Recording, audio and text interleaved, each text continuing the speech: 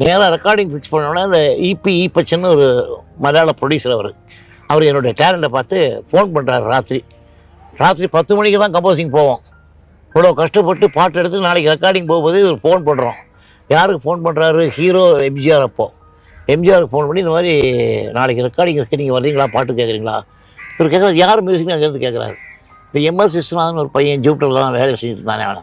ஐயோ அவனுக்கு என்ன தெரியும், ஒரு சுக்கும் தெரியாது, ஹார்மோனி போட்டி தொலைச்சி வச்சு பையனாச்சு, அவனை மியூசிக் டேரக்டர் போட்டு என் படத்தை கெடுக்காதீங்க, நான் வரமாட்டேன், நான் ஆக்ட் பண்ண மாட்டேன் அப்படின்னு அங்கேருந்து சத்தம் போடுறாரு.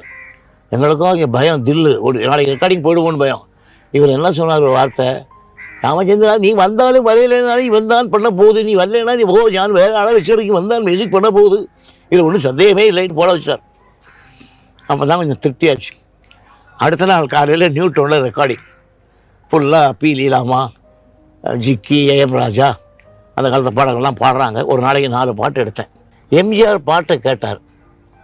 ஐயோ விஸ்வநாதன் தப்பு கணக்கு போயிட்டோம்னு. சார் எனக்கு நல்லா ஞாபகம் இருக்கு, அன்றைக்கி ஒரு மழை ஈவினிங், நாங்கள் ஒரு 8 மணிக்கெலாம் அந்த மாடிக்கு போயிட்டோம், பயந்துகிட்டே இருக்கோம். எம்ஜிஆர் அவர்கள் எங்களை தேடி வீட்டுக்கு வந்து, விஸ்வநாதா இனிமேல் நீ தாண்டா என் படத்துக்கெலாம் மியூசிக் பண்ணுறேன்னு சொல்லி கட்டி பிடிச்சி, அதுக்கப்புறம் தான் எப்படி ஃபீல் பண்ணீங்க? அப்போ தான் எனக்கு வாழ்க்கையே நிரம்பிச்சு. நீங்கள்